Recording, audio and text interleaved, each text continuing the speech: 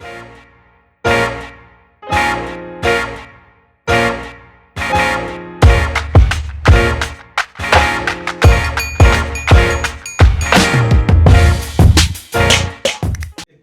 like how you start this thing off and you talk about everywhere you look, whether it's in a book, whether it's on a movie, there's a depiction of love. Can't run away from it.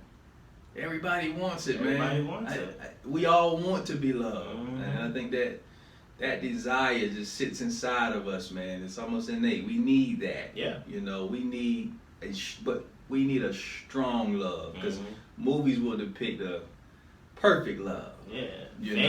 Fantasy love, and But this is this is pretty good, man. So you how do you define love? And you go into it with a noun and verb, the actual meanings that the noun and verb of the word love actually display or talk about.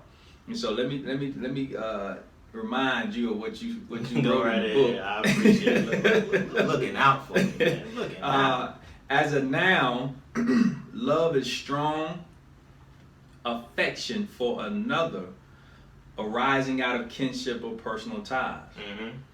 And as a verb, love is to like or desire actively, that's strong, or take pleasure in.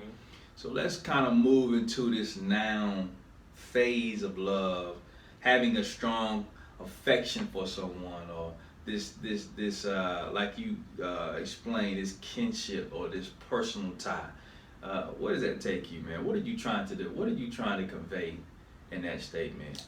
With each of these concepts, I just kind of want to look at them objectively before presenting my perspective on it. I want to look at it just how the average person, whether they believe what I believe or they don't.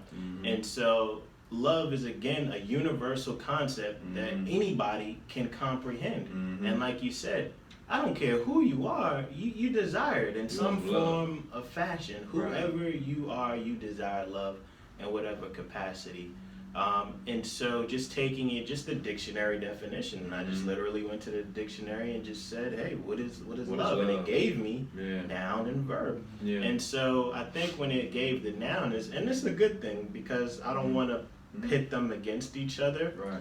Even though when I start getting into it, it may seem like I'm pitting, a strong affection to something actively, but I think they complement each other. It's not going against, but I think what happens is we harp so much on the noun side of things where in order to love someone, we have to have a strong desire and affection because we generally have a strong desire and affection for our friends and our family. And those are good things. Those are good things. But I get into the point where it's like even with your friends and family, it's kind of hard to love them. You're going to come a point, you're married, I'm married. I don't want to speak for you, but I'm sure we've had times where we haven't had that strong desire and affection for our spouse, especially if they did something to rub the wrong way. And so what do you do when you don't have that strong desire and affection? Does the love go away? Because there's times I don't have those bubbly feelings, on your wedding day. Those feelings, they go away. Yeah, they do. You get into the real world. That honeymoon phase is over, and you're gonna have to deal with life and work. Bills, children, having to make decisions. Stinking breath. All of that. So what do you do in those times where you do not have a strong desire and affection for that other person? And usually when we look at love, it's generally in a romantic sense. We look at it in those sense where I've got a lot of friends who are single and are looking for someone to love them. And even before I was married, you just have this picture of, man, I'm going to find this person and we're going to be so happy.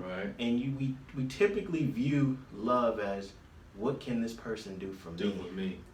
And we look at it so selfishly because this person is going to meet all of my needs and do everything that I want them to do, and we just going to be happily ever after. And you get married and you realize this person has the same expectation of you, and you don't meet the needs that they meet. And so it's not that you don't meet, you can't. You can't. You can't. That's a great point. You can't. Yeah.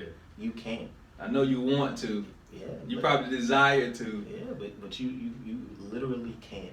I think that's how God, as the Designed pastor it. used to say, booby rig. He booby trapped.